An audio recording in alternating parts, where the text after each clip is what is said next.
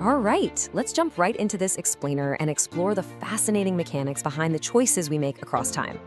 We literally make thousands of decisions every single day, right? But have you ever actually stopped to think about the invisible architecture governing those decisions? The material we're digging in today really pulls back the curtain on a very specific academic framework that decodes human behavior. Essentially, it's a science of now versus later.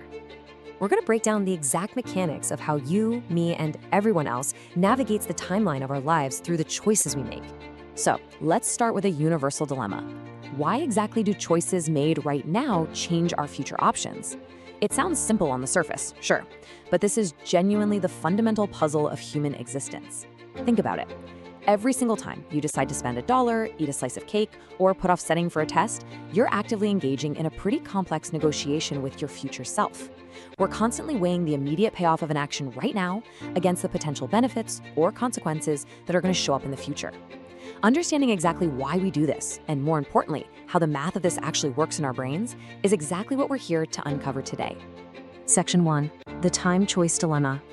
Okay, the absolute most crucial thing to grasp here is that this entirely focuses on how people decide what actions to take and in what quantities as time passes. The official academic term for this, intertemporal choice. Inter meaning between, and temporal meaning time. It isn't just about making a single choice in a vacuum. It's the study of how we distribute our actions. There are two huge variables at play here, deciding what to do and deciding how much to do. Are you going to save money for retirement? And if so, exactly how much out of this week's paycheck?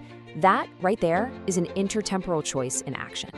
Breaking it down further makes it incredibly clear how we navigate this time-based decision-making. There are three core components. First, you identify the action, the what. Second, you quantify it, the how much.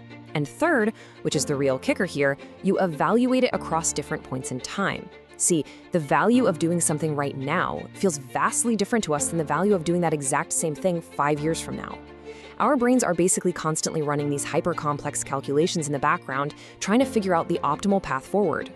Section 2. Changing future possibilities. Think about how an initial choice made right now, let's call it time 1, directly cascades into the near future at time 2 and eventually time 3. This isn't just about time passively passing by, it's about options opening and closing.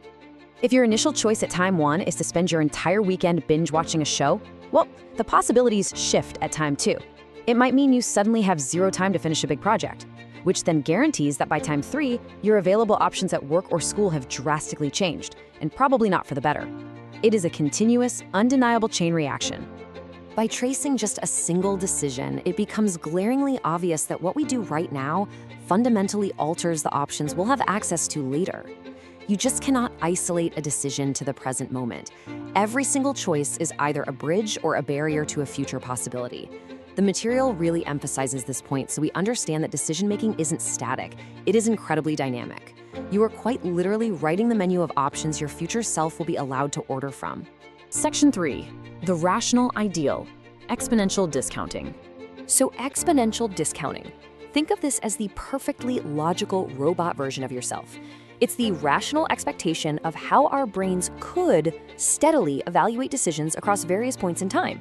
It assumes we discount the value of a future reward at a constant, totally steady rate.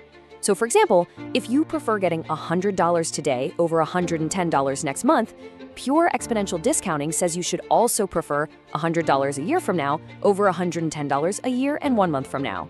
It's mathematically perfectly consistent. It doesn't matter when the choice actually happens, the delay is penalized at the exact same steady rate. It's clean, it's logical, and honestly, it's how classical economics used to assume human beings operated. Section 4. The Human Reality. Hyperbolic Discounting. But since we aren't perfectly rational machines, we have the unpredictable human reality, hyperbolic discounting. This is the academic term for our profound, almost dramatic bias toward immediate gratification. Unlike that steady math we just talked about, this model shows that our preference for the present is wildly disproportionate. We heavily discount rewards that are just slightly delayed. But interestingly, as both options get pushed much further into the future, we suddenly become way more patient. It's exactly why you might firmly plan on Monday to eat a healthy salad on Friday, but when Friday actually rolls around, you drastically shift gears and order a pizza.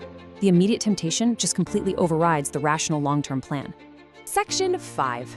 Expectation versus reality. It is absolutely crucial to deeply understand the tension between these two models.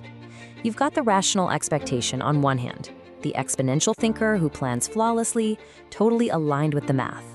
And then you have the human reality, the hyperbolic thinker, who gets so easily swayed by whatever is right in front of them.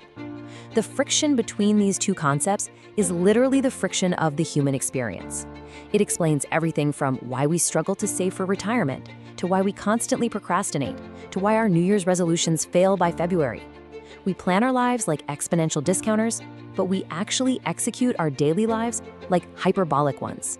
So the ultimate goal of diving into all this detail is to build a systematic toolkit to analyze real-world decisions. Whenever you want to understand a specific behavior, whether it's widespread consumer spending data, public health choices, or just your own daily habits, you can run it through these 4 steps. First, analyze what choices are actually being made across time.